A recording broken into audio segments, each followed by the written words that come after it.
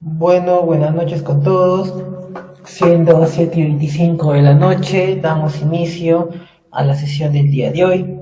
Ya saliendo del tema de proceso contable, ahora entramos a revisar impuesto a la renta, enfocándonos en el impuesto a la renta de tercera categoría. El impuesto a la renta de tercera categoría es el impuesto a la renta que pagan las empresas. Pueden ser personas jurídicas, pueden ser personas naturales con negocio, pero que en este caso realicen actividades que califiquen como empresariales. Previo a entrar a detalle, vamos a hacer una breve mención de las 5 categorías que nosotros tenemos en la ley del impuesto a la renta.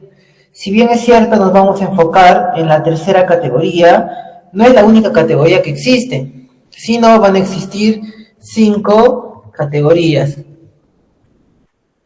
Ya tenemos la primera, tenemos la segunda, la tercera, la cuarta y la quinta categoría. Ya, hasta ahora, a la fecha, esas son las 5 categorías que tenemos. La primera categoría, ¿qué va a abarcar? Abarca arrendamiento y subarrendamiento.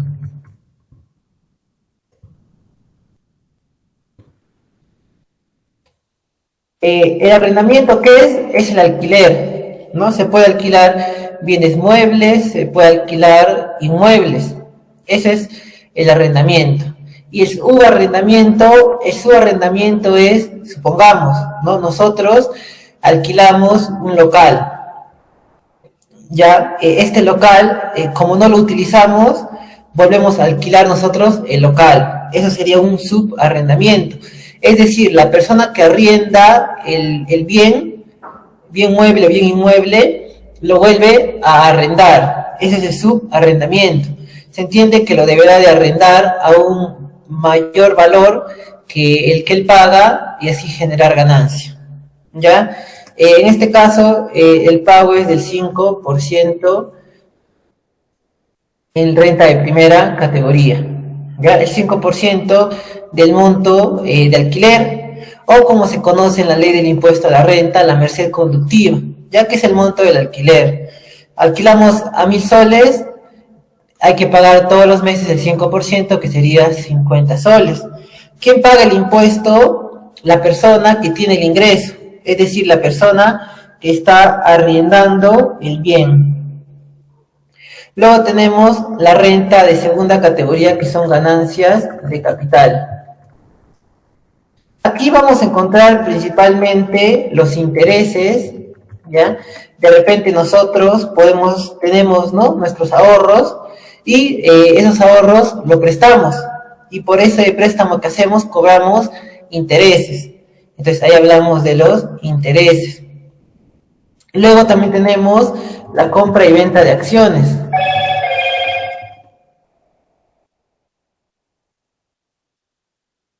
Ya, compra y venta de acciones. Y también podríamos encontrar otro punto importante, que es la venta de inmuebles. Ya, esos 3 puntos vamos a encontrar.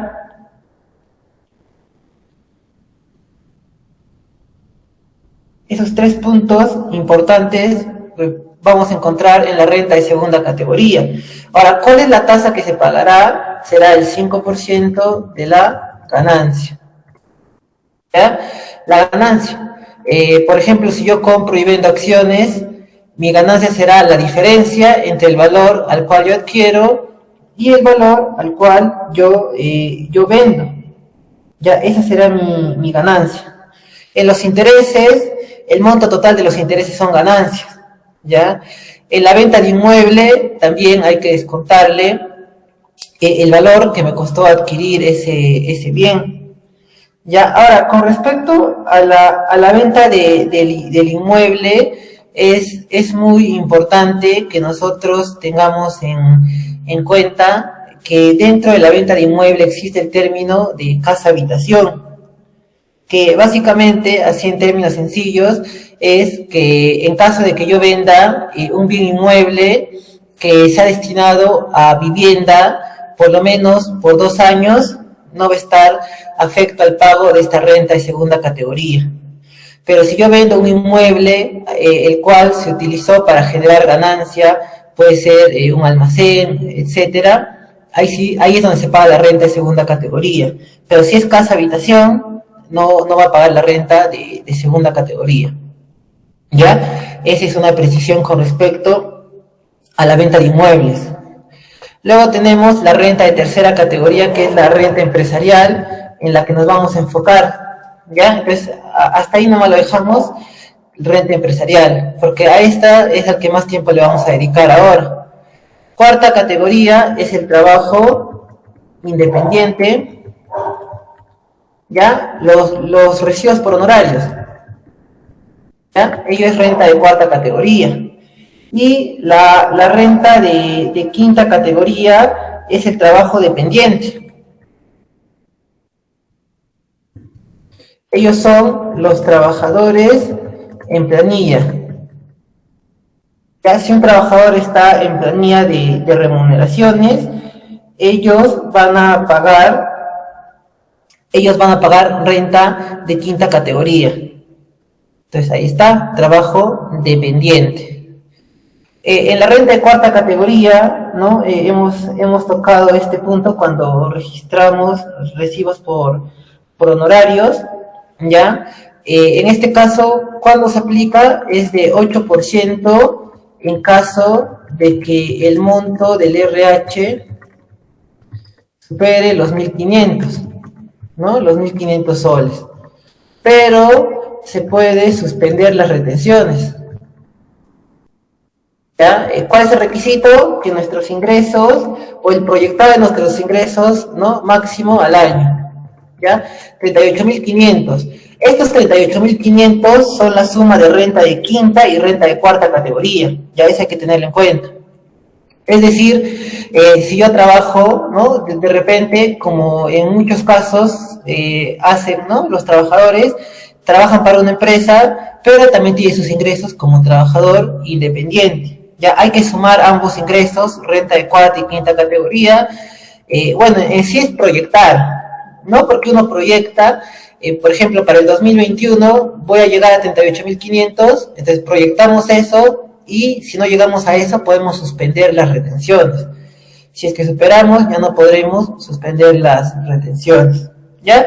Y el trabajo dependiente, que tiene tasas graduales, ¿ya? Que esto lo vamos a tocar en el módulo de planillas, ya cuando toquemos planilla, pero esto es a partir o cuando supera los 2.200 soles, ya montos menores no se va a aplicar la retención de quinta categoría y son tasas graduales, ya eso hay que tenerlo en cuenta.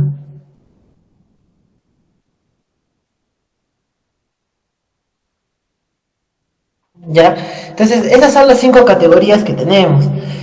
Para esta oportunidad nos vamos a enfocar netamente en la renta de tercera categoría, pero de todos modos hacemos mención a las demás rentas que también existen, ¿ya?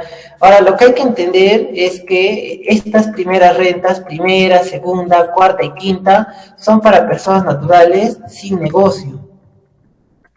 ¿Ya? Nosotros podemos tener nuestro RUC como personas naturales sin negocio. Incluso en el caso de la renta de quinta categoría no es necesario tener RUC, ¿no? Los trabajadores en planilla, gran parte de ellos no tienen RUC. Entonces ahí está, personas naturales sin negocio, y la renta de tercera categoría es persona jurídica, es decir, los que tienen RUC que inicia en 20 o persona natural con negocio. Ahí está. Es decir, la única renta o solamente como pueden tributar las personas naturales con negocio, personas jurídicas, como renta de tercera categoría, ¿no? Por ejemplo, en el caso de la renta de primera categoría, ¿qué ocurre? De repente, nosotros, ya uno de nosotros puede ser persona natural sin negocio, ya tenemos un inmueble y arrendamos ese inmueble, Eso sería renta de primera categoría. Pero cambiaría la figura si, por ejemplo, nosotros tenemos varios malls, ¿no? Real Plaza, Open Plaza, Mall del Sur, Plaza Norte, ¿no? Hay una gran cantidad. Estos malls, ¿qué hacen? Alquilan espacios a diversas tiendas, ¿no? Por ejemplo, están tiendas de ropa, están en supermercados, ya todos ellos que se ubican dentro de un mall, ¿no? Como Real Plaza, por ejemplo, ellos le pagan un alquiler a Real Plaza.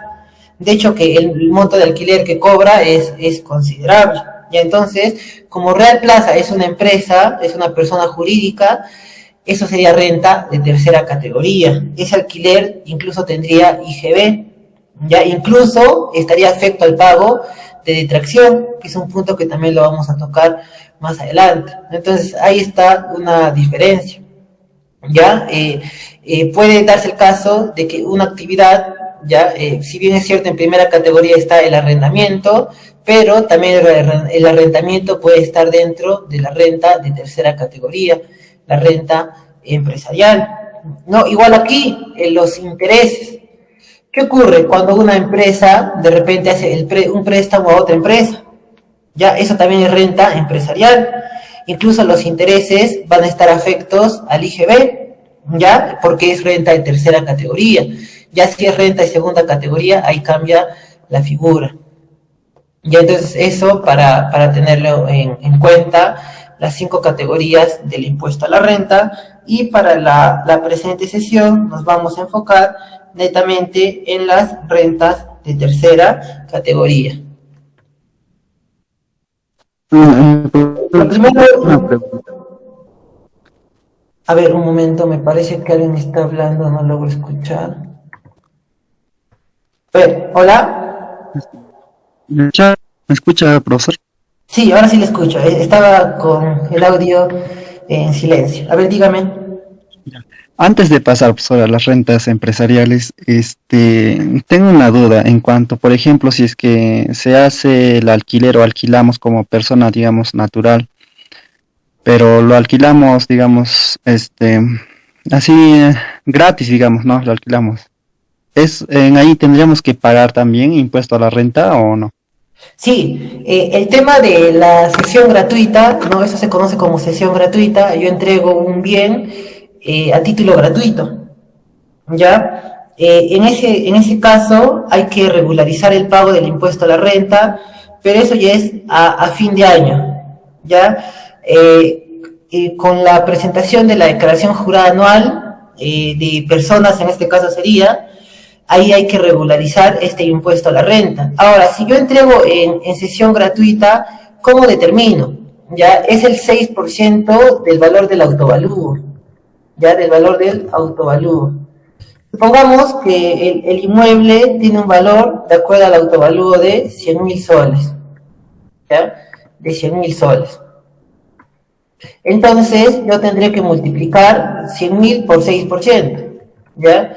Este 6% va a ser la renta presunta anual, ¿ya? Hablamos de renta presunta porque no es una renta real, ¿no? Lo real es que se esté entregando este bien a título gratuito. Ya entonces, estos 6.000 va a ser como que vamos a tener que asumir como si hubiésemos cobrado estos 6.000 soles de alquiler en todo el año, ¿ya? Entonces a esto le aplicaremos la tasa del 5% que estamos mencionando arriba, y estos 300 soles yo tendré que regularizar al presentar la DJ anual, ya regularizar con la DJ anual. Ya, ese sería el tratamiento en el caso de que yo ceda a título gratuito un bien. O sea, en ese ejemplo, solamente al finalizar el año pagaría los 300 soles. Claro, ya no hay obligación de hacer los pagos mensuales. Ah, ya, ya, ya. Ya, y otra pregunta más, ya. En eso que estaba explicando del subarrendamiento, en ese caso, ¿quién estaría obligado a presentar la declaración? ¿También digamos, la persona que está, el arrendador, el primero, o es la segunda persona? Ya, ¿cómo funciona el subarrendamiento? ¿No? El subarrendamiento funciona así. ¿ya? Supongamos que tenemos aquí la persona a Pepito, ya, aquí tenemos a Pepito, alquila un inmueble, ya, alquila un inmueble cualquiera, ya, le ponemos ahí, alquila inmueble no sé, a Juan, ya, a Juan. El monto del alquiler pactado, ya, el alquiler, supongamos que es de 800 al mes, ya. Luego, ¿qué ocurre? Juan vuelve a alquilar, ya, alquila nuevamente, pero ahora le va a alquilar a María, ya. Entonces Juan, como María le ha dicho, ¿no? Me interesa ese inmueble, alquílame. Entonces Juan le ha dicho, ya, pero yo te voy a cobrar a ti 1.200 soles, ¿ya? 1.200 soles. Esta parte de aquí, cuando Juan le alquila a María, esto sería el subarrendamiento, ¿ya? Esto sería el subarrendamiento. ¿Cómo funciona? ¿Ya? Pepito tendrá que pagar el 5%, ¿no? Porque Pepito arrienda a 800 soles, entonces pagará el 5% ¿de qué? De los 800 soles que está recibiendo, esa es su ganancia de Pepito. ¿Cuánto pagará todos los meses? 40 soles. Y ahora Juan va a pagar también el 5%, pero el 5% ¿de qué? De la ganancia que tiene Juan. ¿De cuánto es su ganancia? 1.200 menos 800. Será 400 soles su ganancia. Sobre esto pagará el 5% y sería 20 soles. ¿Ya? Así es como funciona la figura del subarrendamiento. O sea, profesor, ahí cada uno ya paga aparte, ¿no? Claro, de acuerdo a la ganancia que tiene. En caso, digamos, profesor, de que María, en este ejemplo, María, genere, digamos, rentas de quinta categoría, digamos, y quiera sustentar, digamos, como gastos el alquiler. En este caso, Juan tendría que entregarle a ella un documento o algo así.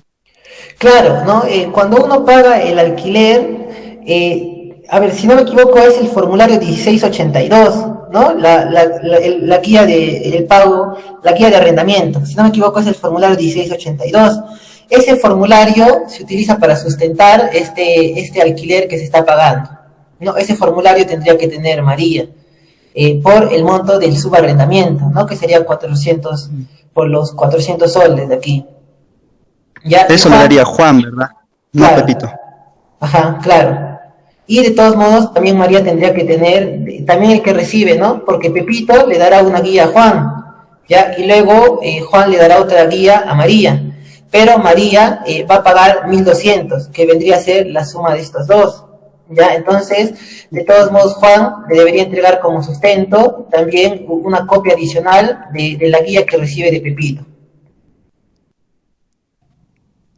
Ah, ya. Y una consulta más, profesor, una persona normal puede obtener más de una renta, ¿verdad? Por ejemplo, puedo tener rentas de cuarta y de primera y cada uno, el tratamiento es distinto, ¿verdad? Para cada uno, no se pueden los dos mezclar. No se mezclan, ¿no? El tratamiento de cada renta es distinto. Las rentas que se mezclan es de cuarta y quinta, ¿no? Eso es ya, pero al momento de presentar la DJ anual, ¿no? Lo que se conoce como rentas de trabajo. Juntamos cuarta y quinta categoría y de ahí sale un único impuesto a pagar, ¿no? En caso que presente mi DJ anual. Primera y segunda sí no se juntan. Cuarta y quinta sí, pero al momento de presentar la declaración jurada anual. Ya, gracias. Ya. Ya, ahora sí, entonces pasamos a esquema de determinación del impuesto a la renta, ya hablando del impuesto a la renta de tercera categoría. El esquema de determinación es muy parecido a un estado de resultados, pero con términos tributarios. Comenzamos en la parte de arriba, ingresos afectos al impuesto a la renta. Esto vendría a ser nuestra cuenta 70, ¿ya? Pero, ojo, que nada más sería la cuenta 70 que esté afecta al pago del impuesto a la renta, ¿ya? De repente existen ingresos exonerados, ¿no? Que ahora vamos a ver algunos ejemplos de ingresos exonerados, ¿ya? Pero solamente hay que considerar los ingresos que estén afectos al pago del impuesto a la renta.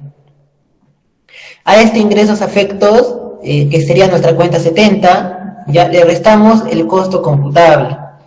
¿Y qué es el costo computable?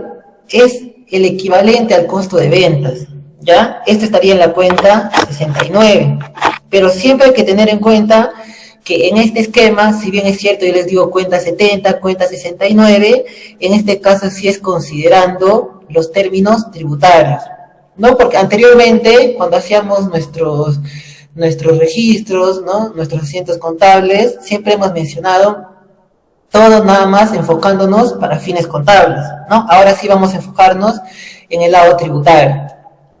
Una vez a mis ingresos afectos yo le reste mi costo computable, voy a tener mi renta bruta, ¿no? Que es muy parecido a la utilidad bruta que hay en el estado de resultados.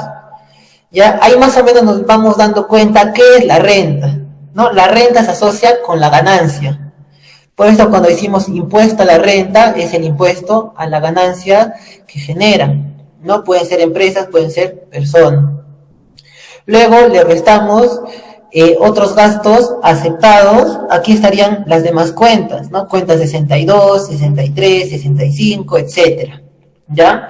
Las demás cuentas de gastos sin considerar a la cuenta 69 que está dentro del campo del costo computable. Y le sumamos otros ingresos. Ya aquí estaría la cuenta 75 y la cuenta 77. ¿Ya? Ahí vamos a determinar una renta neta. A esta renta neta le quitamos las pérdidas tributarias compensables. Tributariamente, como estamos mencionando, el impuesto a la renta que grava la ganancia. ¿Ya? ¿Y qué ocurre si yo tengo pérdida? Lógicamente que si tengo pérdida no he tenido ganancia y por lo tanto no estaré en la obligación de pagar el respectivo impuesto a la renta. ¿Ya? Entonces, pero nos permite que nosotros arrastremos esa pérdida. Ya existen dos sistemas de arrastre de pérdidas, el sistema A y el sistema B, lo vamos a tocar más adelante, ya ellos se encuentran dentro del artículo 50. ¿Ya? Pero supongamos que yo, año 2020, un año difícil para gran parte de las empresas, ¿ya? Yo he tenido una pérdida de 10.000 soles. Ya para este año 2021 yo podré arrastrar esa pérdida. Ya de 10.000 soles lo podré arrastrar. Y una vez yo restre esa pérdida de años anteriores a mi renta neta, voy a tener la renta neta imponible. La renta neta imponible es la base imponible para el impuesto a la renta, que vendría a ser ya una utilidad para fines tributarios. Ya a esto le aplicamos la tasa del impuesto a la renta. Actualmente tenemos dos tasas, la tasa de 10% en caso de que sean empresas del régimen MIPE tributario, hasta las primeras 15 UITs de la renta neta, ¿ya?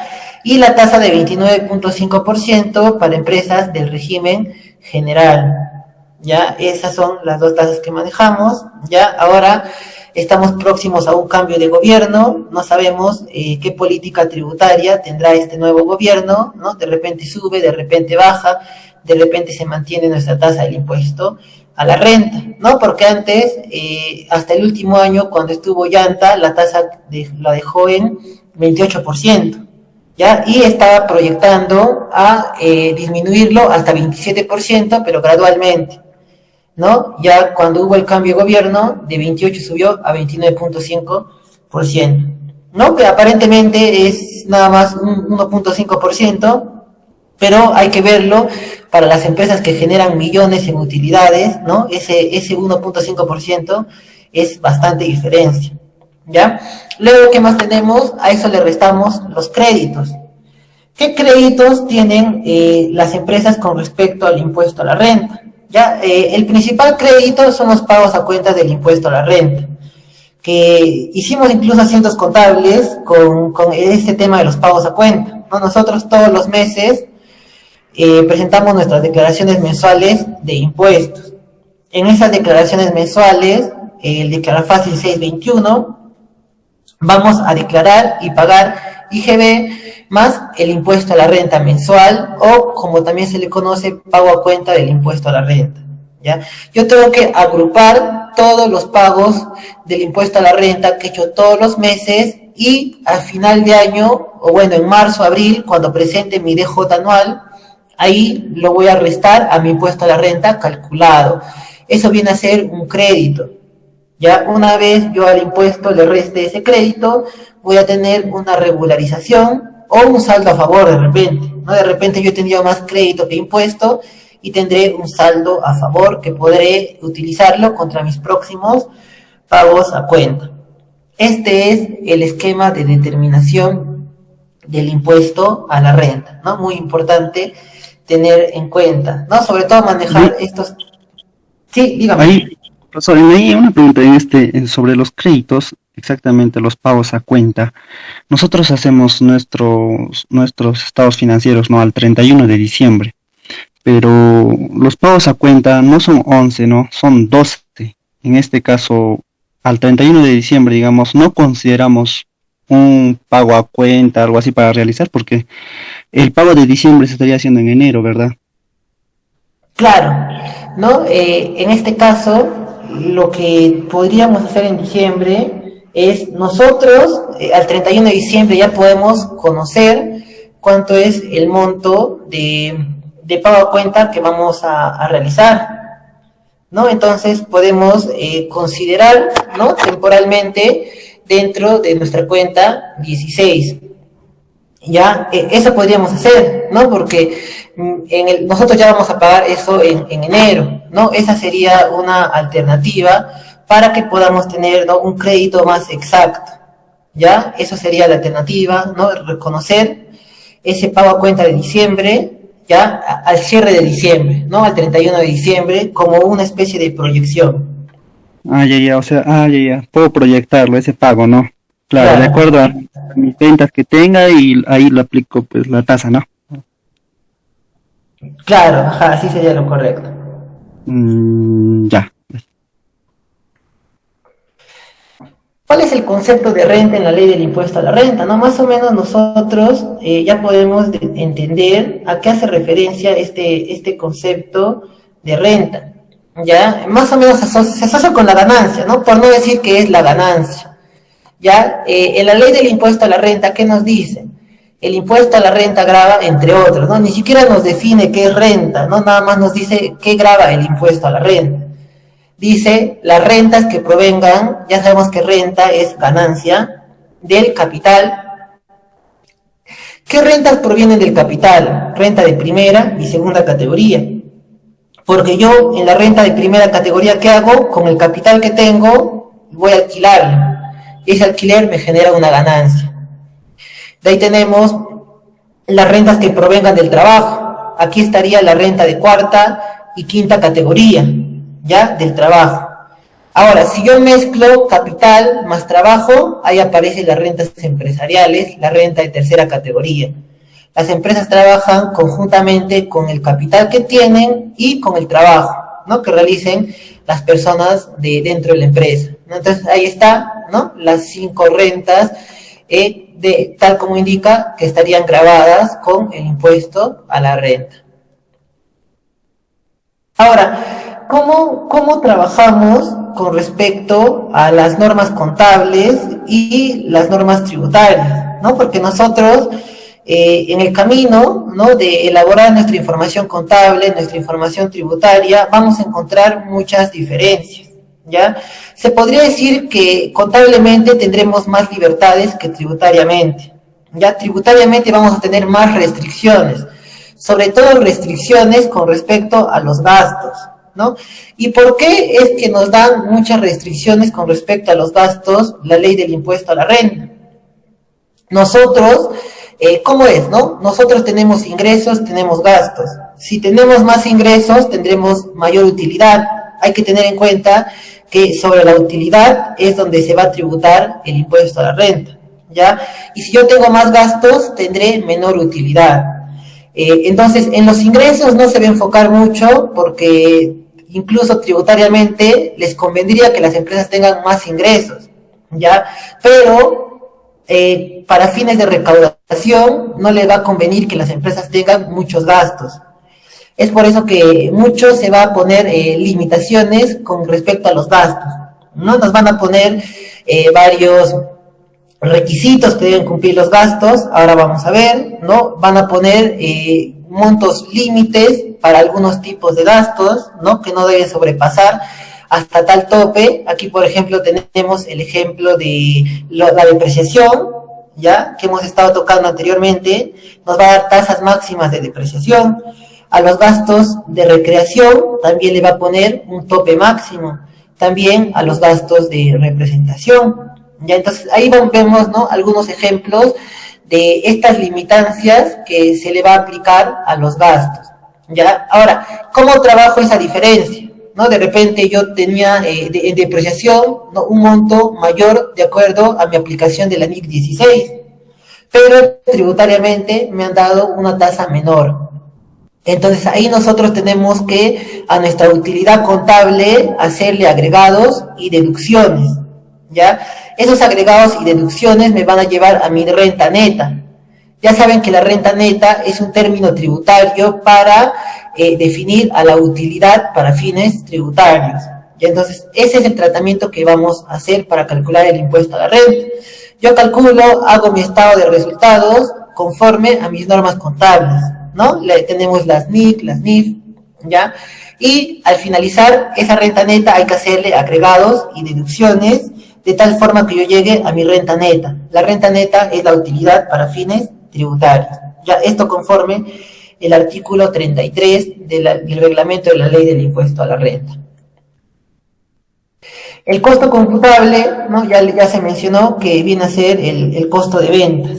¿Ya? Es el mismo equivalente al costo de ventas, ¿no? Por eso aquí nos dice es el costo de adquisición en caso de empresas comerciales, porque las empresas comerciales venden el producto que ellos mismos adquieren. El costo de producción o construcción, esto será en caso de empresas industriales. Y por último tenemos el valor del ingreso al patrimonio. Esto será en caso de que nosotros recibamos bienes a título gratuito, ¿no? ¿Qué ocurre si de repente nos regalan, a la empresa le regalan 2 computadoras? ¿Cómo yo registro ese regalo que estoy recibiendo? Una transferencia gratuita, ¿no?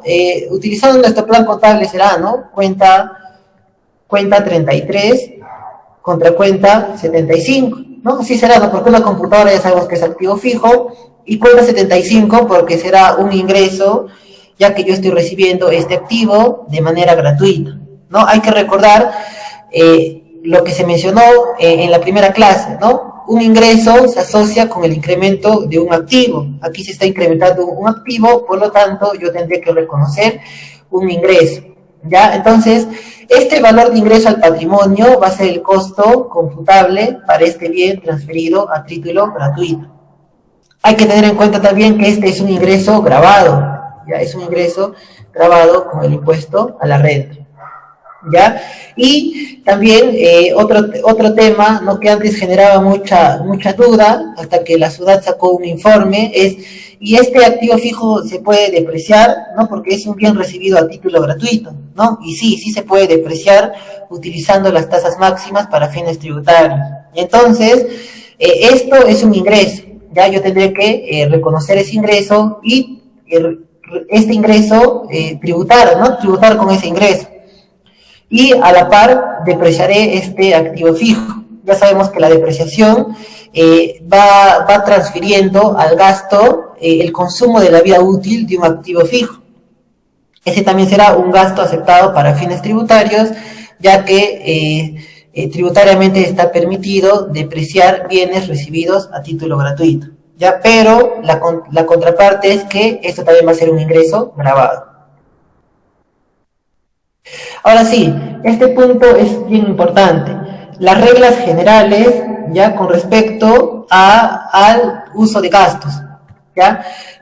Cuando hablamos de reglas generales, quiere decir que van a abarcar, ¿no? O van a tener incidencia sobre la mayoría de gastos. A eso hace referencia a reglas generales, pero reglas generales no aplica a todos, ¿no? Regla general aplica a la mayoría, pero no a todos. Entonces, estas reglas generales van a aplicar a la mayoría de gastos. Existen excepciones que vamos a revisar también en un momento, ¿ya? La primera regla general, ¿no? Y se podría decir que es la primera regla que nosotros nos debemos de fijar para determinar si ese gasto es aceptado para fines tributarios o si no es aceptado para fines tributarios, ¿ya? Este gasto es causal, ¿ya? Entonces, si yo digo que este gasto es causal, hago referencia a que si este gasto es necesario para la empresa, ¿ya? Será necesario que este gasto, habrá sido necesario que la empresa en este gasto o se habrá podido obviar este gasto, ¿ya? Entonces, a eso hace referencia este criterio de causalidad. Entonces, el principal criterio que nosotros hay que tener en cuenta para determinar si un gasto es causal o no es: este gasto permite generar más ingresos o al menos permite mantener la fuente generadora del ingreso. Entonces ahí hay que revisar. Por ejemplo, supongamos que nosotros somos una tienda que vende helados, ya. Entonces, para vender nuestros helados hemos alquilado un local en un lugar céntrico donde podamos vender nuestros helados. Y ahora, este gasto de alquiler será un gasto causal, ¿no? ¿Es un gasto necesario? Sí, ¿no? Porque sin ese local yo no puedo generar ingresos. Entonces, es un gasto que me permite generar ingresos. Ahora, si yo le compro ropa a los hijos de los gerentes, ¿es un gasto causal? No, no es un gasto causal. Entonces, por lo tanto, no es un gasto aceptado para fines tributarios. Entonces, ahí está con respecto al criterio de causalidad.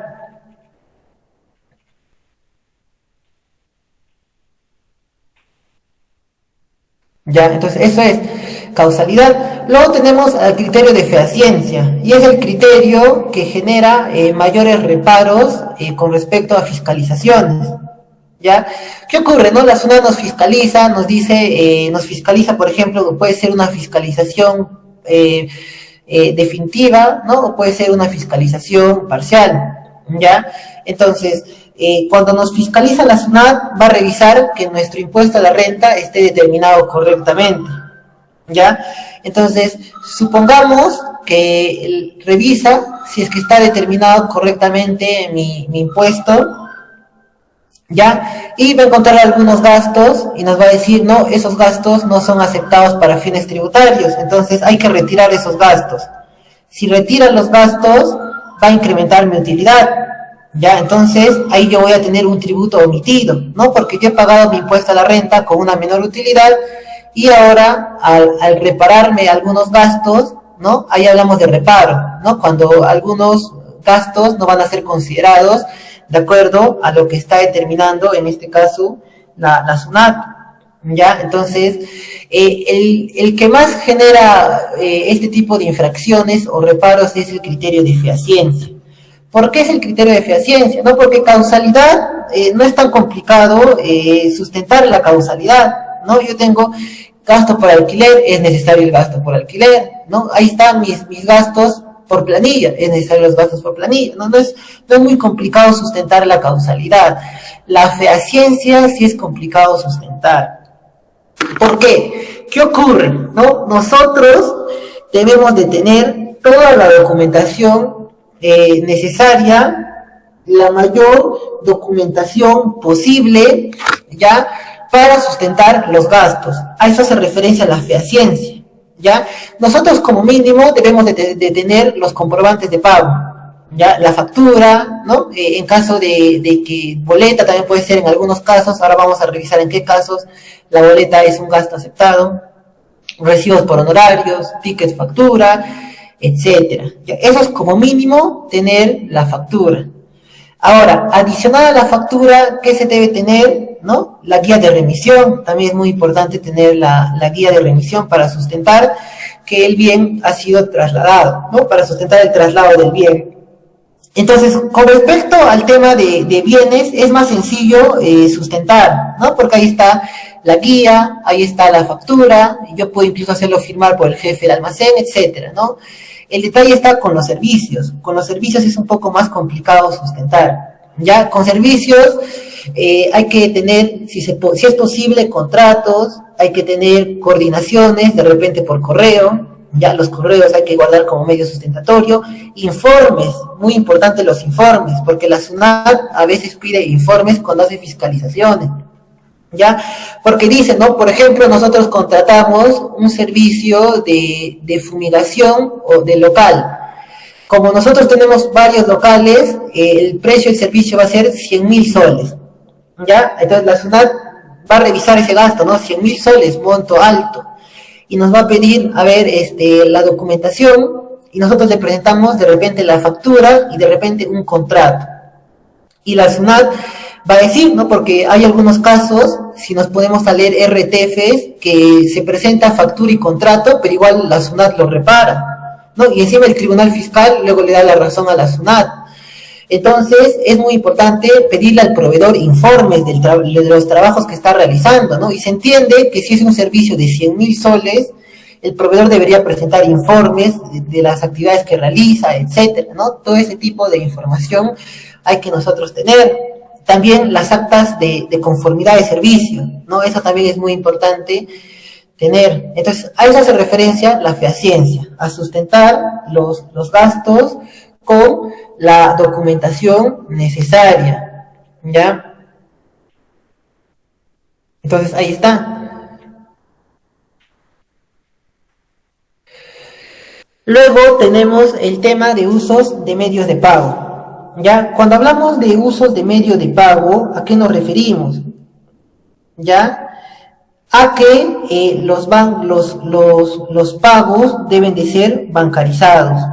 ¿Ya? A eso nos vamos a referir cuando hablamos del uso de medios de pago. ¿Ya?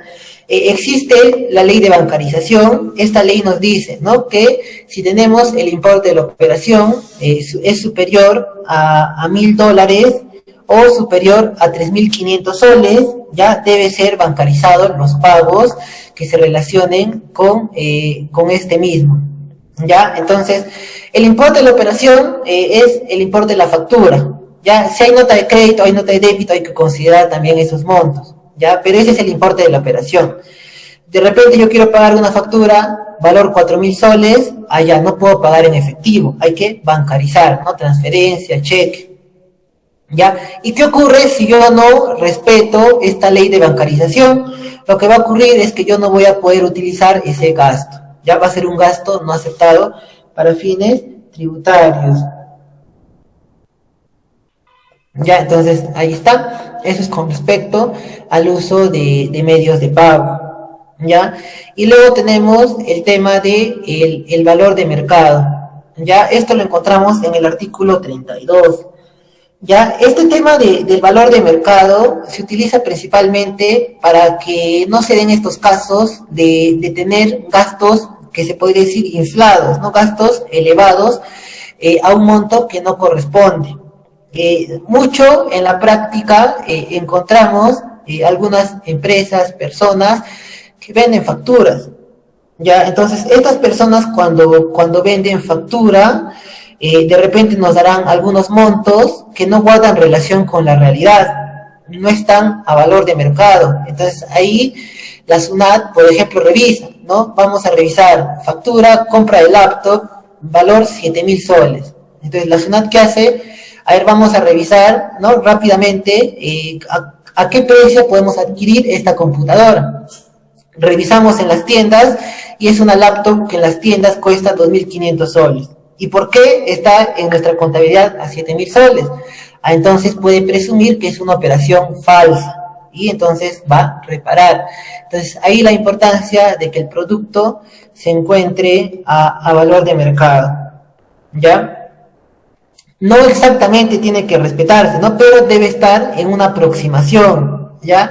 Razonable, ¿no? Por ejemplo, si 2.500 soles está en las tiendas, ya que esté 2.800 soles en mi contabilidad. No es razonable, es una diferencia razonable, ¿no? De repente ha habido una variación, etcétera. Pero que esté a 7.000 soles, ¿no? Ya a más del doble, ahí ya no es razonable la diferencia. Entonces ahí lo que va a presumir la SUNAT es que es una operación falsa y va a reparar esa operación. Otro punto muy importante, ¿es gasto o es costo? Este tema también es muy importante que nosotros tengamos en cuenta ese criterio con respecto así es gasto o es costo. ¿Por qué es muy importante este punto? Vamos a explicar rápidamente, ¿no? Utilizando nuestro plan contable. ¿Ya? Nosotros, ¿cuál es la diferencia entre costo y cuál es la diferencia entre gasto? Ya hay que tener en cuenta que el costo no tiene efecto inmediato en la utilidad, mientras que el gasto tiene efecto inmediato en la utilidad. ¿Cómo así? ¿Ya? Entonces vamos a entender rápidamente asociándolo con nuestro plan contable. En nuestro plan contable, ¿qué cuentas para gasto tenemos? Elemento 6. Eso es para gasto. Y para costo, elemento 2 y elemento 3. ¿Ya? En el elemento 2 está la mercadería, la materia prima, ¿no? En el elemento 3 están los activos fijos. ¿Por qué? Supongamos que yo registro, ¿no?, compra de mercadería. Vamos a colocar, en este caso, 2.000 soles.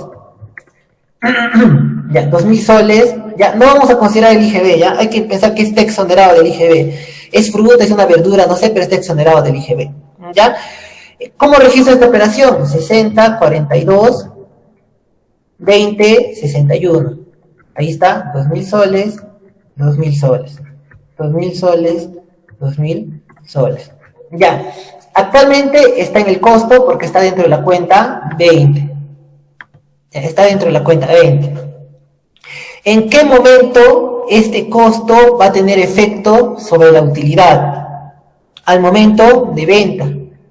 Al momento de vender, ahí es donde va a tener efecto en la utilidad.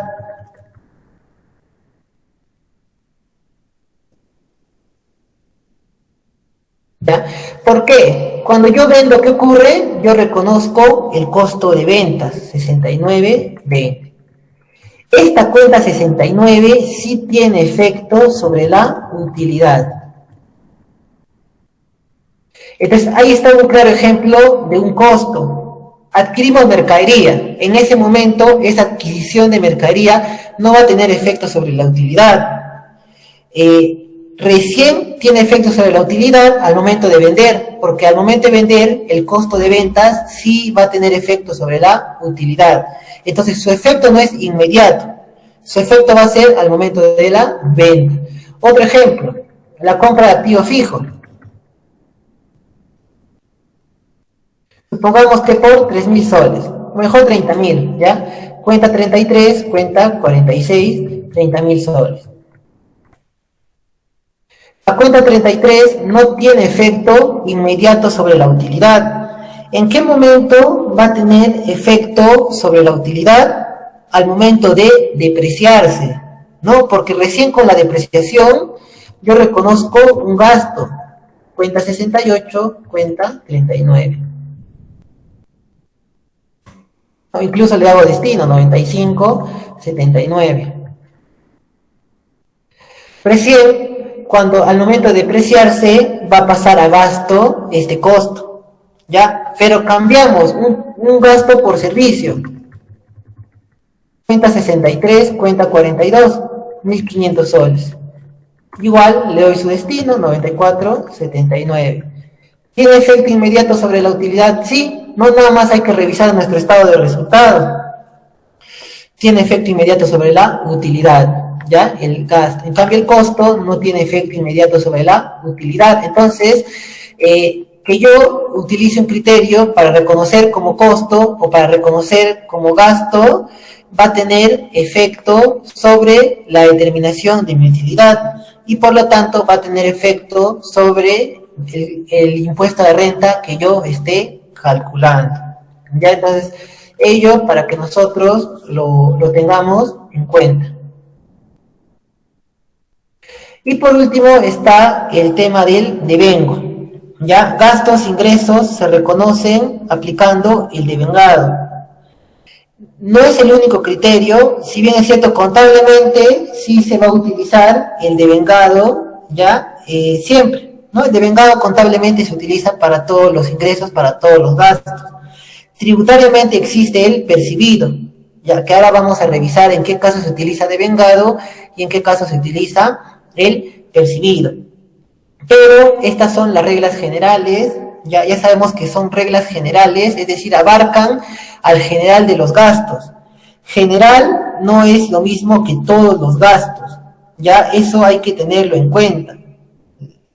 General no es lo mismo que todos los gastos, ya eso hay que tenerlo en consideración. Bueno, con respecto al principio de causalidad, existen cuatro características adicionales a este. ¿Ya? Estamos dentro del mismo principio de causalidad. Normalidad, razonabilidad, proporcionalidad y generalidad. ¿Ya? Normalidad se asocia con que el gasto tiene que ser normal para la actividad que realiza la empresa. Por ejemplo, ¿no? Las empresas vamos a ponernos en el caso de que somos una empresa que transporta bienes, ¿ya? No sé, transportamos bienes de ferreterías, ¿ya? Entonces, por lógica, el gasto en combustible que vamos a tener va a ser considerable, ¿no? Sobre todo ahora que el combustible ha subido de precio, ¿ya? Entonces ahí está, es razonable tener bastante gasto en combustible. Ahora vamos a otro caso de una empresa de asesoría contable. ¿Será razonable que tenga mucho gasto en combustible? O será normal para su actividad tener gasto en combustible? De repente sí, ¿no? Porque hay un tema de que tiene que ir a recoger documentación, etcétera, ¿no? Entonces sí puede tener gasto en combustible, pero no al nivel que va a tener una empresa de transporte, ¿no? Que ellos va a ser el gasto que en mayor cantidad va a tener, va a ser en combustible. En cambio, una empresa de asesoría contable, de repente por ahí tendrá gasto en combustible, pero no va a ser su gasto principal. ¿Ya? En una empresa de asesoría, el gasto principal estaría en el tema del personal, ¿no? De los recursos humanos, porque ellos más que nada traen en servicios, más que nada, o en este caso de servicios de asesoría, sobre todo se trabaja con la capacidad de las personas, ¿no? Entonces el gasto estaría más enfocado en el personal, mientras que una empresa de transporte, en el tema del combustible, en el tema de depreciación de los vehículos, mantenimiento de vehículos, etcétera, ¿no? Es distinto, ¿no? Entonces los gastos que tiene una empresa, de acuerdo a la actividad que realice, van a ser distintos en otra empresa. A eso hace referencia a la normalidad. La razonabilidad se asocia con las reglas de valor de mercado, ¿ya? Tiene que ser razonable el importe del gasto, ¿no? Ya hemos mencionado, no se puede inflar los gastos porque se puede presumir que es una operación falsa, ¿no? Y hoy en día que hay muchas empresas, personas que venden facturas. Esa es la razonabilidad. Proporcionalidad, ¿ya? Los gastos deben ser proporcionales a los ingresos. Una empresa, mientras más ingresos tiene, va a tener mayores gastos, ¿no? Es razonable. No es razonable que una empresa que tiene, por ejemplo, 1.000 soles de ingreso, tenga mucho gasto. A eso hace referencia la proporcionalidad. Y luego tenemos la generalidad. Esta generalidad es muy importante porque esta generalidad se aplica a los gastos de personal. Por ejemplo, ¿qué ocurre? ¿No? A fin de año muchas empresas entregan canastas a sus trabajadores, ¿ya? Canastas por Navidad, ¿ya? Hay de repente su panetón, su pavo, no sé, algunos bocaditos, etcétera, ¿ya? Ahí hablamos de un gasto de personal. Para que cumpla este criterio de generalidad, se le tiene que dar a todos los trabajadores, ¿ya? Si yo, por ejemplo, tengo 10 trabajadores y le doy nada más canastas a 2 trabajadores, entonces no he cumplido con el criterio de generalidad. Se le tiene que entregar a todos los trabajadores. Eso es el criterio de generalidad.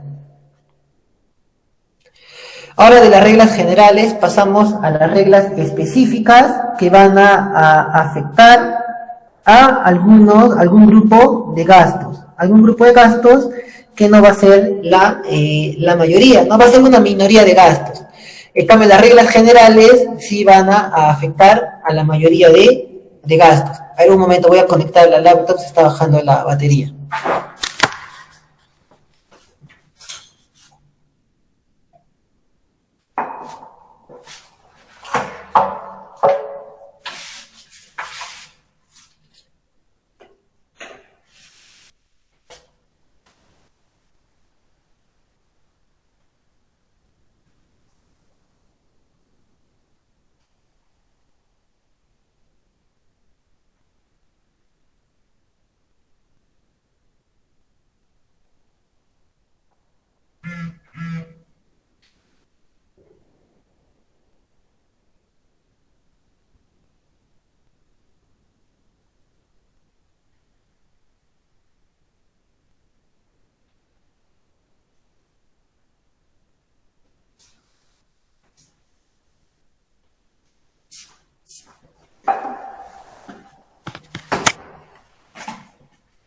Ya, entonces habíamos mencionado reglas generales, mayoría de gastos, y las excepciones son las reglas específicas que ahora vamos a revisar este punto.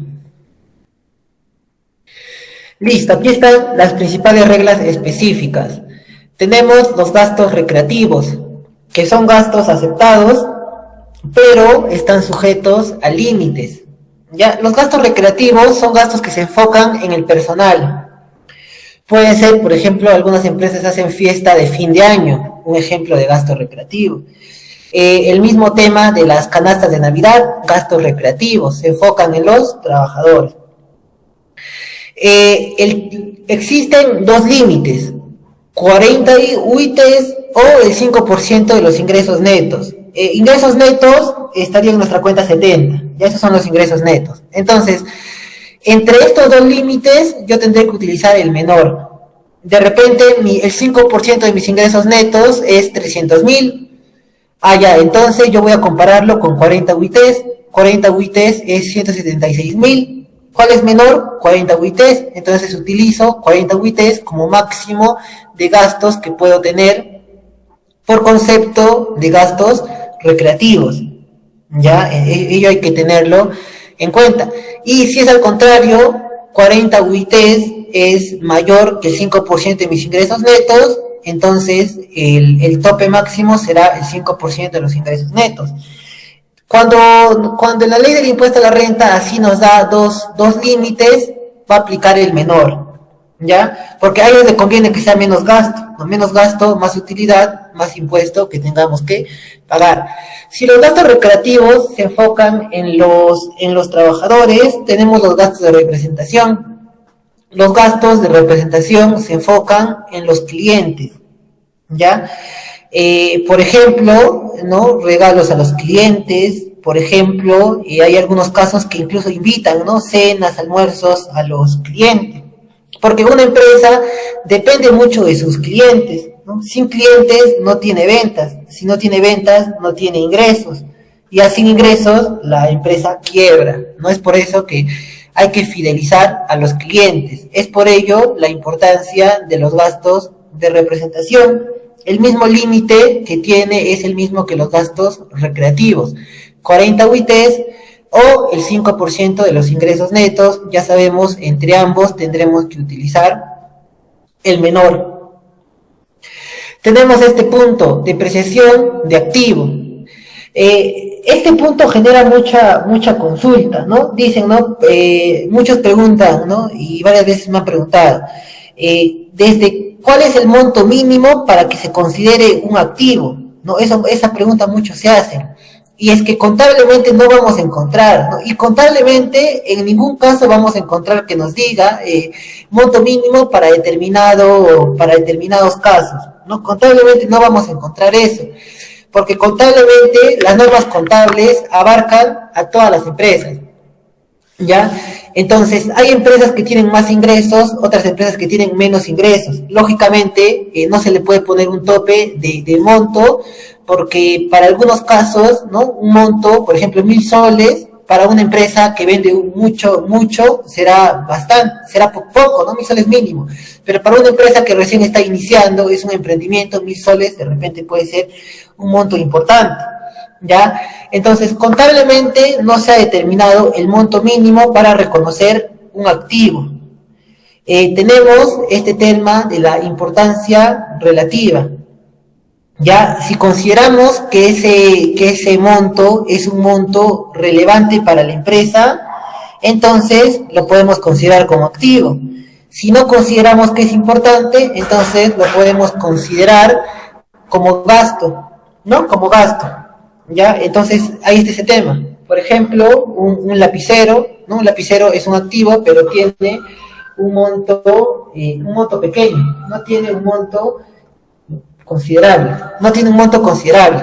¿ya? Ahí estaría un claro ejemplo, ¿ya?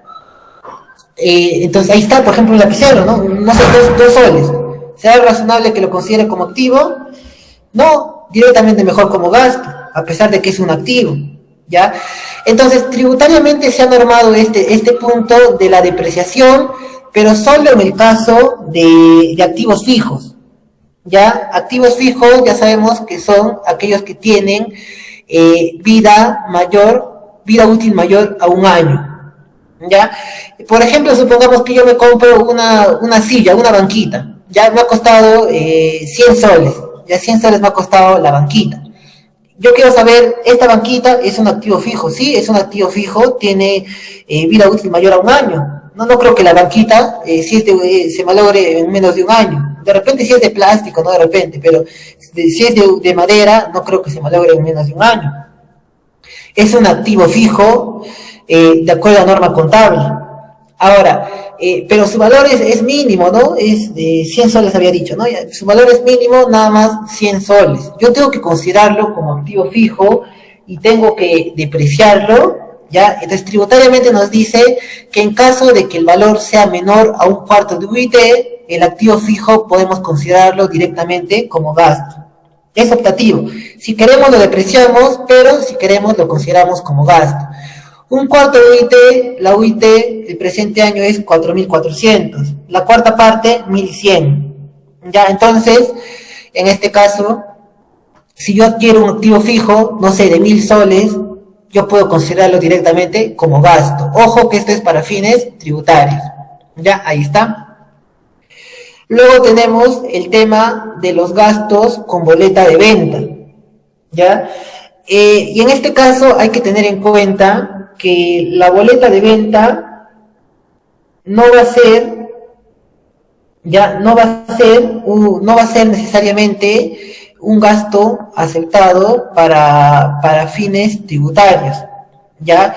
Hay algunos casos donde la boleta sí se va a poder utilizar como gasto, ¿ya? Lo correcto es que siempre sustentemos nuestro gasto con factura, ¿no? Hay que evitar tener boletas de venta. Pero en los casos de que tengamos boletas de venta, solamente van a ser como gastos aceptados si es que han sido emitidos por empresas que califican como nuevo RUS. Todavía no hemos tocado el tema de regímenes tributarios, pero hay que tener en cuenta que uno, cuando inscribe su RUC en SUNAT, puede acogerse a un determinado régimen tributario. No, existen 4 regímenes tributarios actualmente, ¿no? Igual del mismo modo, no sabemos si se modificará, ¿no? Por ejemplo, en el anterior gobierno de Ollantumala nada más existían 3 regímenes, ¿no? El nuevo RUS, especial y el régimen general. En el próximo gobierno se creó el régimen MIPE tributario y ahora tenemos 4 regímenes tributarios, ¿ya? Bueno, de estos 4 regímenes tributarios, el régimen nuevo RUS no puede emitir facturas, ellos nada más emiten boleta de venta o ticket. Entonces, en esos casos, si es que tenemos una boleta y el emisor es un contribuyente nuevo RUS, sí va a ser un gasto aceptado, pero está sujeto al límite. ¿Ya? ¿Cuál es el límite? Límite 1, 200 UIT, ¿no? O sea, 880.000, ¿no? Es un monto considerable teniendo en cuenta que son boletas de venta, ¿ya? Y el otro es el 6% del monto total de comprobantes de pago en el registro de compras con derecho a usar el crédito fiscal. ¿Qué es el crédito fiscal? Es el IGB compras. En otras palabras, el 6% de todos los comprobantes de pago que tengan IGB. El menor de ambos va a ser mi tope máximo que yo puedo tener de gastos por boletas de venta. ¿Ya? Entonces, ese es también otro gasto que va a estar sujeto a límite. Y por último, tenemos al costo de los vehículos.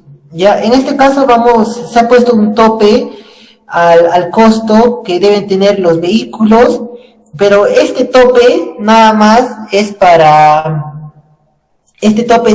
para los vehículos que realizan actividades administrativas. ¿Ya? Y si yo digo que realiza actividades administrativas, ¿a qué me refiero? ¿No? Estos vehículos que de repente yo le entrego a un gerente, ¿no? Etcétera, para que realice sus funciones administrativas.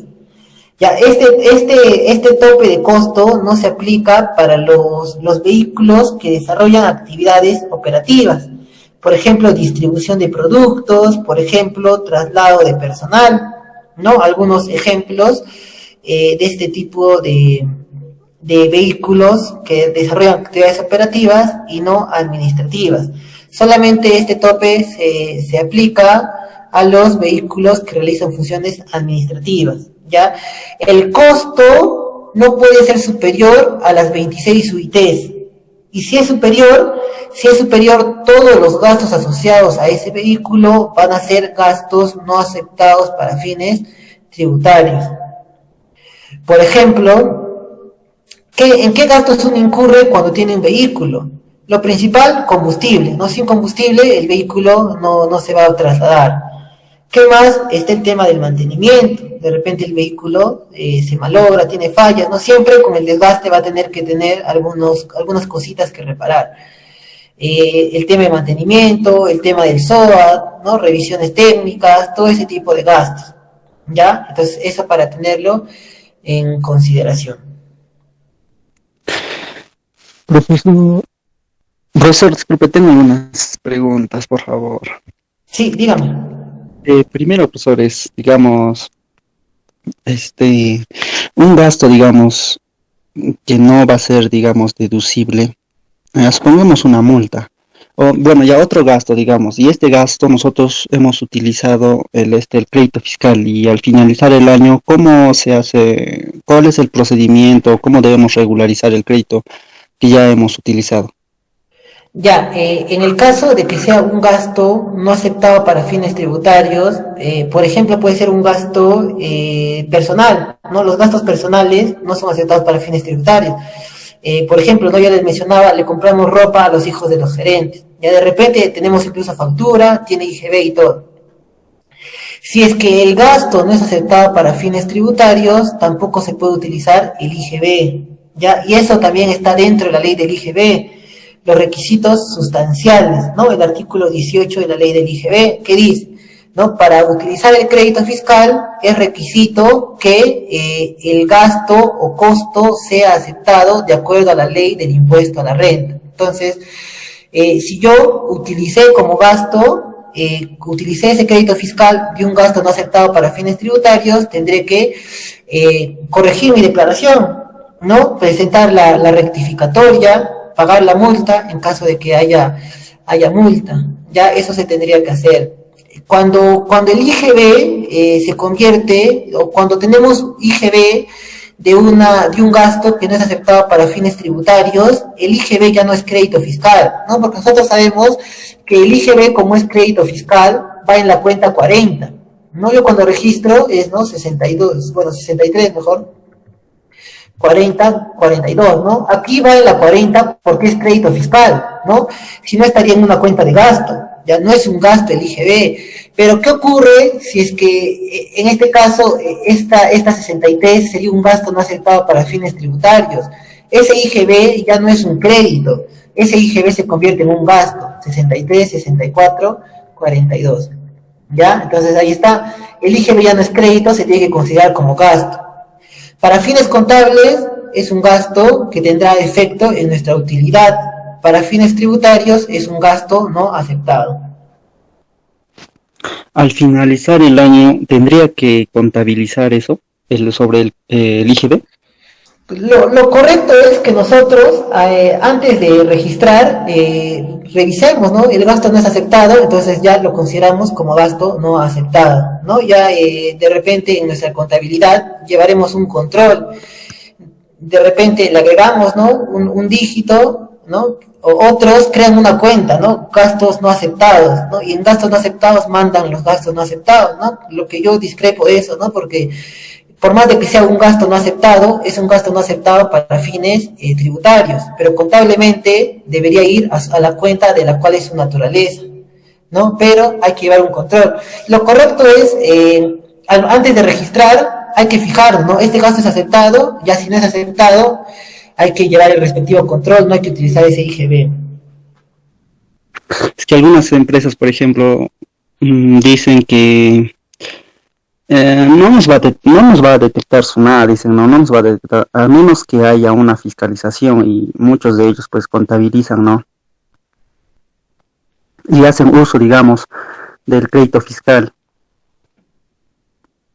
Claro, entonces, claro, ellos siguen esa lógica, ¿no? Pero y cuando la SUNAT te fiscaliza, ahí lo que ocurre es que te va a dar la resolución de multa, ¿no? Y esa resolución de multa no va a ser solo por tu impuesto a la renta, también va a ser por tu IGB, ¿no? Entonces, ese tema se tendría que corregir, ¿no? Ya si lo has utilizado como crédito fiscal y no te detecta la SUNAT, ya no vas a tener ningún efecto, ¿no? De todos modos, ese IGB ya debería ser gasto, pero ya si la SUNAT no te ha detectado, ya no afectaría, ¿no? Pero si la SUNAT te detecta, te va a dar también una multa por el tema del crédito fiscal, ¿ya? Entonces, de todos modos, se va a tener que rectificar. Ya. Una pregunta más, profesor. Digamos de que, ¿qué pasa si, digamos, yo he adquirido un activo fijo y lo he contabilizado esto como mercadería y después, digamos, de unos 3 o 4 meses me he dado cuenta? ¿Cómo podría hacer para rectificar ese error? Ya, a ver, si se ha considerado como mercadería, ya, entiendo que no se depreció, ya. A ver, tributariamente, nosotros sabemos que el impuesto a la renta se determina de manera anual. Entonces, si estos 4 meses han estado dentro de un mismo año, no habría problema, ¿no? Nada más reclasifico de la cuenta 20 a la cuenta 33, reconozco la depreciación de los 4 meses y no habría problema, ¿no? No tenía efecto en mi resultado anual. Ya, ahora, supongamos que el activo fijo se adquirió en noviembre, ya en noviembre, y en febrero se detectó el error, ¿no? En noviembre de 2020 y en febrero de 2021 se detectó el error, ya. Como es mercadería, entiendo que no se ha depreciado, ¿no? La mercadería no se deprecia, y entonces no ha habido depreciación, entonces no habría ningún problema tributariamente. ¿Por qué no habría ningún problema tributariamente? Ya, si bien es cierto, la ley del impuesto a la renta nos ha establecido tasas máximas de depreciación, también bien claro ha indicado, de todos modos, el uso del gasto por depreciación se va a limitar al gasto que se encuentre contabilizado. Es decir, ¿no? Supongamos, nosotros tenemos, por ejemplo, para las computadoras, ¿no? La tasa de depreciación es del 25%. ¿Ya? Supongamos que yo tengo mi computadora 2.000 soles, ¿ya? Entonces mi depreciación, ¿cuánto sería? El 25%, ¿no? 25%, 500 soles. ¿Ya? Eso es la máximo tributariamente, ¿ya? Porque tributariamente nos dice tasas máximas. Pero supongamos que yo contablemente le he dado una vida útil de 10 años. Entonces mi tasa de depreciación sería 10%. Entonces en ese año, ¿cuánto sería mi depreciación? Esto por 10%. ¿Ya?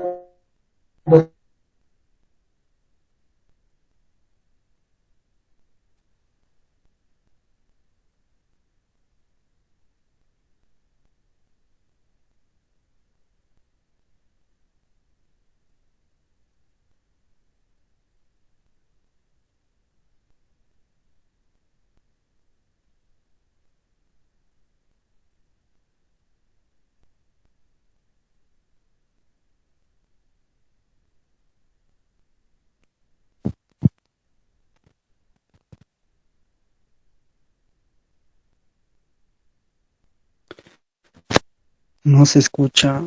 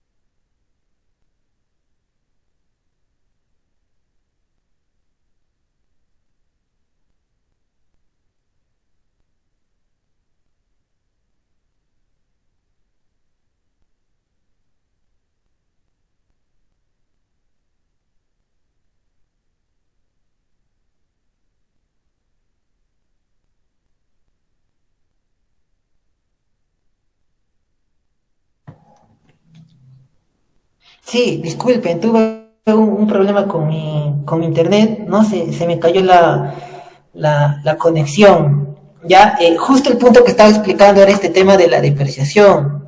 Ya les mencionaba que de acuerdo a la ley del impuesto a la renta, la depreciación se va a limitar a la depreciación que se encuentre contabilizada. Si yo en mi contabilidad tengo menos depreciación de la que es aceptada para fines tributarios, se considerará esa menor depreciación. Ahora, la consulta que realizaba era con respecto a que yo reconocí como mercadería. Entonces, como es mercadería, entiendo que yo no lo he depreciado. Ya, entonces, la SUNAT no nos va a hacer ningún problema, porque nosotros, al final a ellos les conviene que nosotros reconozcamos menos gasto. Entonces, como hemos reconocido menos gasto, se entiende que hemos tenido una utilidad mayor y hemos tributado por esa utilidad que hemos tenido. ¿Ya? Entonces, cambiaría si es que yo sí tengo más depreciación. Ahí sí me realizaría alguna observación. Pero si es que yo he tenido menos depreciación, no les va a importar a ellos, ¿no? Total, a ellos les conviene que yo tenga un menor gasto. Mm, ya, profesor. Y sobre los gastos, recreativos, profesor, tengo dos preguntas. La primera es, digamos, de que para determinar el monto deducible por este concepto de gastos recreativos, ¿debo de tomar en cuenta los ingresos netos del presente ejercicio o del ejercicio anterior? Claro, del ejercicio anterior, ¿no? Porque nosotros estamos determinando el impuesto a la renta del año 2020, ¿no? Porque ya el 2021 determinaremos el próximo año. Pero si estamos determinando el 2020, hay que utilizar los ingresos del 2020 y hay que utilizar también la UIT del 2020. Ya la UIT del 2020 fue de 4.300 soles. Ya, ello hay que tenerlo en cuenta.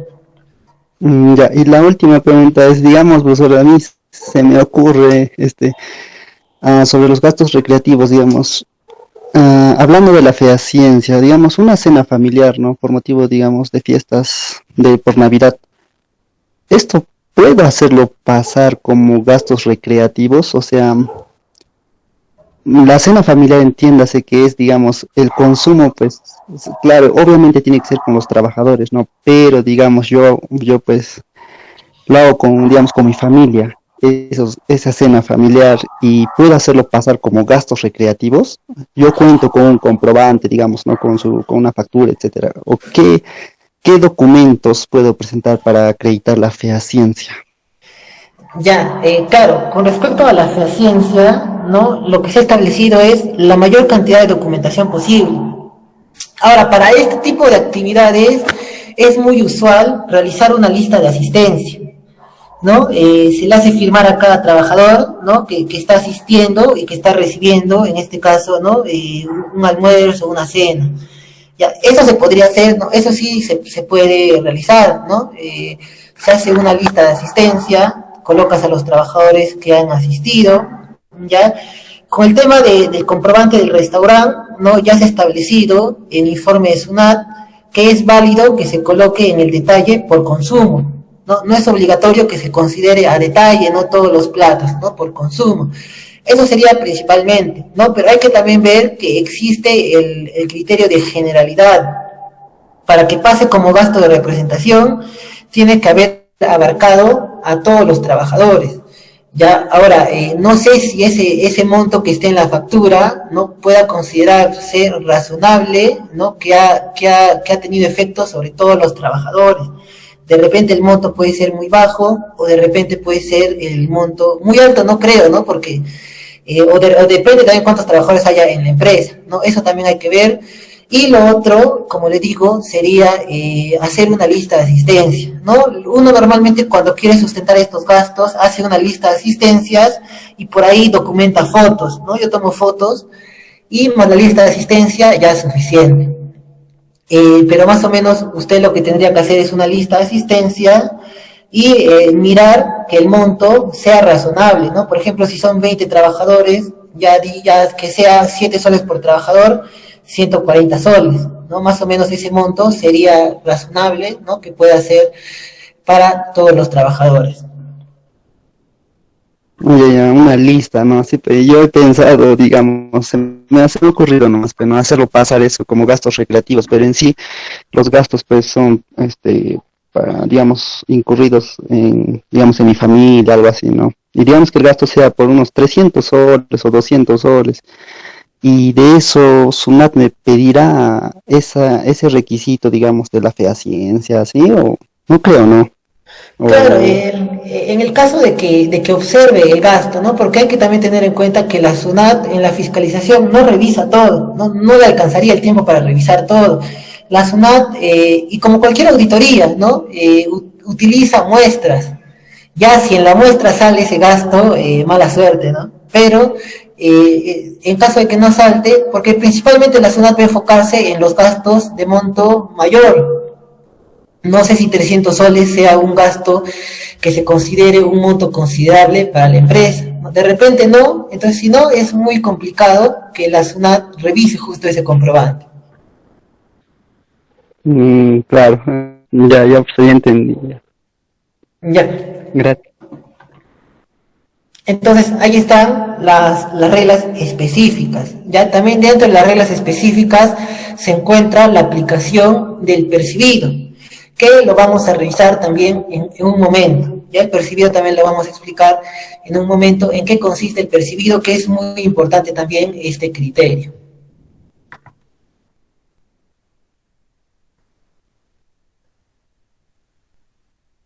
¿Ya? Bueno, con respecto a la depreciación, en el artículo 22 nos da estas tasas máximas, ¿no? Ganado de trabajo y reproducción, 25%, es decir, una vida útil tributaria de 4 años. Vehículos de transporte terrestre, 20%, maquinaria y equipo utilizado para la construcción, actividades mineras, petroleras, 20%, equipo de procesamiento de datos como computadoras, 25% y demás bienes ya 10%, ¿no? Aquí podríamos agregar a los inmuebles que tienen tasa de depreciación del 5%. ¿Ya? Esas son las principales tasas de depreciación que ustedes pueden encontrarla en el artículo 22 del reglamento de la ley del impuesto a la renta. Ahora, ya les mencioné que la depreciación es necesario, es requisito para fines tributarios que se encuentre contabilizada dentro de los registros contables, ¿ya? Debe estar, ¿no?, en el libro de inventarios y balances o en el libro diario, ya eso se ha determinado para la SUNAT, ¿no? Ya sabemos que libro de inventarios y balances lo lleva una empresa cuando tiene ingresos superiores a 500 UITs. Ya, bueno, ese es un punto que también todavía no hemos tocado, lo vamos a tocar más adelante, pero o en el libro diario, ¿no? O diario simplificado también de ser el caso, ¿no? En uno de esos 3 libros tiene que estar contabilizada la depreciación. Ahora, si la depreciación contabilizada es monto menor que la que se hubiese obtenido aplicando las tasas máximas, ¿no? Las tasas máximas que hemos revisado, el gasto por depreciación se va a limitar al contabilizado, ¿ya? Recién se tendrá que hacer una adición en el caso de que mi depreciación contable sea mayor a mi depreciación tributaria. Ya, eso hay que tenerlo en cuenta. Ahora, este punto de la depreciación acelerada es importante también que lo conozcamos. Ya, si bien es cierto, salió en mayo del 2020, ya hace más de un año, este decreto legislativo el 1488, y tiene efectos para el 2020, bueno, el 2020 ya se fue, 2021, y para el 2022 en el caso de que sean inmuebles. ¿Ya? Este decreto permite a las empresas aplicar tasas de depreciación mayores a las establecidas en el artículo 22 del reglamento de la ley del impuesto a la renta. Por ejemplo, en el caso de edificios y construcciones, la tasa, de acuerdo a la ley del impuesto a la renta, es 5%. Pero nosotros podemos aplicar la tasa del 20%. ¿En qué casos? Que la construcción se inicie entre el 1 de enero del 2020 y el 31 de diciembre del 2022 y tenga como mínimo un avance del 80% al 31 de diciembre del 2022. Si ustedes tienen una construcción o están construyendo, ¿ya? Y al cierre del 2022 tienen un avance como mínimo del 80%, ya es de aplicación esta tasa del 20%. Una vez completen la construcción, podrán depreciarlo a la tasa del 20%. Ahora, dice que también es válido para contribuyentes que adquieran propiedad durante los años 2020, 2021 y 2022. No, el tema del avance va a ser en el caso de que nosotros o de repente contratemos a un tercero, ¿no? Que es lo más probable, ¿no? Que contratemos a un tercero para que elabore la edificación. Ya en ese caso tiene que tener un avance del 80% a diciembre del 2022. Y si yo adquiero el inmueble, tienes que adquirirlo entre los años 2020, 2021 y 2022. Es decir, si ustedes mañana adquieren un inmueble, ¿no? Bueno, la empresa adquiere un inmueble, podrán depreciarlo utilizando la tasa del 20%. Equipo de procesamiento de datos, como las computadoras, la tasa actual es 25%, pero pueden ustedes utilizar la tasa del 50%. Es decir, en 2 años ya se habría terminado de depreciar. El requisito es que se adquiera entre los años 2020 y 2021, ya no 2022. O sea, si yo mañana compro una computadora, ¿puedo depreciarla a la tasa del 50%? La respuesta es sí. Y si adquiero el 2022, ya no, solamente hasta este año, el año pasado y este año. Para inmuebles, si es hasta el 2022, para el resto de bienes es hasta el 2021.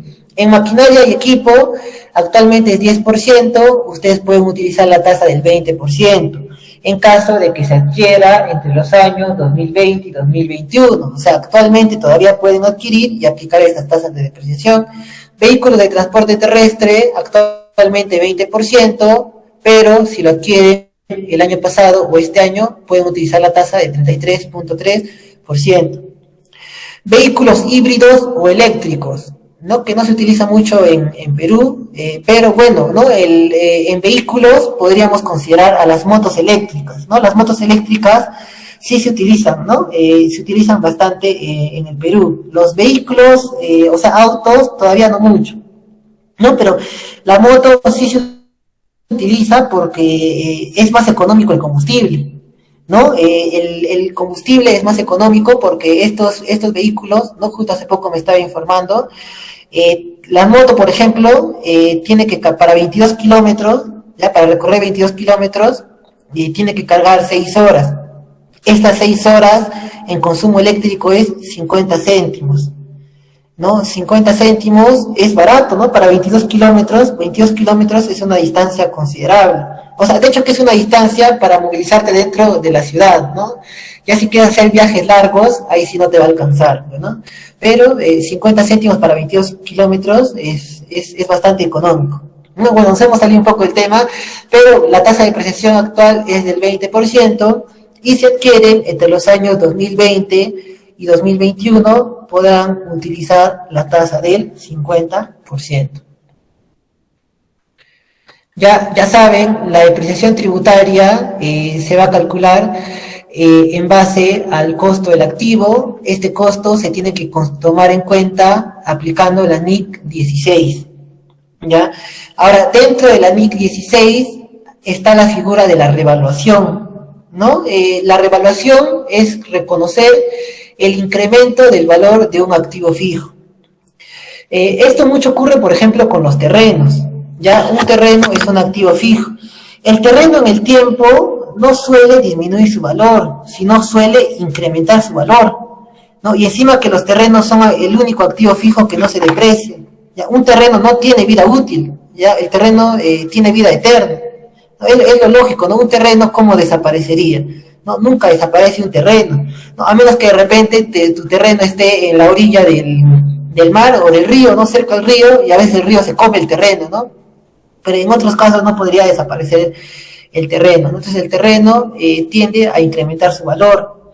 Ahí está la figura de la revaluación, ¿no? Pero también en algunos casos podrá disminuir su valor los terrenos, ¿no? Por ejemplo, en el caso de los estadios, ¿ya? En general, cuando existe un estadio cerca a un terreno, ese terreno va a disminuir su valor, ¿no? Un poco va a disminuir su valor. Esto, por ejemplo, ocurrió en los años que se construyó el Monumental en Ate, ¿no? Cuando colocaron el Monumental en Ate, disminuyó el valor de los terrenos que estaban por ahí cerca, ¿no? Es que esté un estadio y todavía de un equipo, ¿no? Que puede ser que tiene hinchada, ¿no? Considerable, como Alianza, la U, por ejemplo, genera mucho alboroto en los exteriores, ¿no? A veces incluso entre barras se pelean, etcétera. Entonces eso puede hacer que pierda su valor, ¿ya? Ese es otro tema, ya la revaluación es para incrementar el valor. Eso no se va a considerar para la depreciación. Contablemente sí se considera, pero tributariamente no se considera, ¿ya? Intereses nunca van a formar parte del costo tributariamente, ¿ya? Por ejemplo, supongamos, ¿no? Yo compré un vehículo y para ese vehículo yo saqué un préstamo. Los intereses podrán formar parte del costo del vehículo, tributariamente no. Contablemente hay que revisar la NIC 23. Hay que analizar si es que es un activo apto. Ya, un activo apto son estos activos que requieren de un tiempo considerable para estar listos para su uso. Por ejemplo, un inmueble, ¿no? Un edificio demora bastante tiempo en construirse. De repente yo financio la construcción con un préstamo, entonces en ese caso los intereses sí podrán formar parte del costo. ¿Ya? Entonces, ahí sí, pero eso es contablemente. Tributariamente, nunca los intereses van a formar parte del costo del activo. Tributariamente los intereses siempre tienen que ser un gasto. ¿Ya? Bueno, ahora vamos a revisar el tema de esto se asocia con el concepto del percibido. Ya con el concepto del percibido esto se asocia. Lo vamos a revisar ya en el caso práctico que vamos a realizar. Vamos a realizar dos casos prácticos. Ahí vamos a revisar estos puntos. Las indemnizaciones también vamos a revisarlo con el caso práctico. Ya más entendible es explicar estos temas con un caso práctico. ¿Ya? Entonces, esa sería nuestra parte teórica, ¿no? De hecho, que luego vamos a ir explicando algunos puntos adicionales en los dos casos prácticos que realicemos. Ya ahí vamos a profundizar más en algunos casos, también vamos a explicar teoría, ¿no? Por ejemplo, en las indemnizaciones, por ejemplo, en el criterio del percibido, ya ahí vamos a seguir explicando algunas consideraciones que vamos a tener en cuenta. Ya, hasta esta parte, ¿alguna duda o consulta? Profesor, no sé si hoy día o quizá la próxima clase podría explicarnos acerca de los activos diferidos y el pasivo diferido. Sí, claro, con el caso práctico, ello vamos a explicar, no se preocupe, ¿no? Con el caso práctico, específicamente, claro, con el segundo caso práctico, porque en el segundo caso práctico vamos a explicar el tema de diferencias temporales y permanentes, ¿ya? Entonces Mm, ahí explicamos ese punto, ya, profesor, gracias. ¿ya? Entonces, la próxima sesión arrancamos con la parte práctica, ¿ya? De repente nos tome un poco más de tiempo de la sesión, ¿no? Para realizar los dos casos prácticos, ya entonces, ya la siguiente sesión, una clase netamente práctica, ¿ya? Bueno, entonces, para la clase de hoy, hasta aquí nos quedamos. Estamos continuando el día viernes, ¿no? Viernes en el mismo horario, ¿ya? Muchas gracias a todos por su atención y buenas noches con todos.